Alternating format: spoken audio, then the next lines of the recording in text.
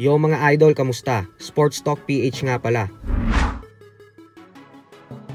Ang bigating laban bukas. Pag-usapan natin yan mga idol. Ngunit bago ang lahat ay huwag kakalimutang mag-subscribe at i-click ang notification bell button for more sports talk. So naganap na nga po ang official and final weigh-in kanina ng dalawang British boxing superstars na sila Conor Benn at Chris Eubank Jr. At magandang balita nga po dahil kung sa una nilang pagtutuos ay nagkaroon ng aberya sa weigh-in nang dahil sa pag-overweight ni Eubank at pagmulta, ay sa pagkakataon po na ito ay wala nang naging problema ang dalawa sa pagkuha ng tamang timbang. Ito po ay dahil tumimbang si Conor Benn ng 159.3 pounds, habang si Eubank naman ay 159.1 pounds. At dahil parehong pasok ang kanilang mga timbang sa 160 pound limit ng middleweight division, kaya naman tuloy na ang kanilang bigating rematch bukas. Susubukan ni Conor Benn na bumawi matapos baklasin ni Eubank ang kanyang napakalinis na undefeated record nitong nakalipas na buwan ng Abril lamang.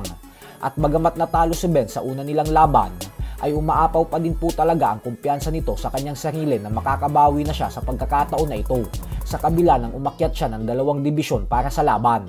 Ayon kay Benn ay para sa isang middleweight fighter daw ay napakahina ng suntok ni Eubank, habang si Eubank naman ay bumanat din na kung sa una nilang pagtutuos ay umabot ng desisyon si Benn, ay bukas daw knockout na ang sasapitin nito sa kanya. Sa kabilang banda naman mga idol ay tila sunod-sunod nga po ang mga naging banat ng former WBA Interim Featherweight Champion Jack Tepora sa former 3 Division Champion Angas ng Pinas General Casimero. Magmula po kasi nang matalo si Casimero kay Yonosuke Kameda via unanimous decision itong nakalipas na buwan lamang, ay halos araw-araw na itong binabanatan ni El Capitan. At ngayon nga po ay matindi ang bago nitong banat sa Angas ng Pinas. Ayon kay Tepora ay sinayang daw ni Casimero ang MP Promotions President Sean Gibbons. Paliwanag ni Tepora na si Gibbons daw ang taong may napakalaking naitulong sa karir ni Casimero. Kung hindi lang daw sana sinayang ni Casimero si Gibbons, ay sana nakalaban na nito ngayon ang Japanese monster na Oya Inoue at si The Filipino Flash Nonito Donaire Jr.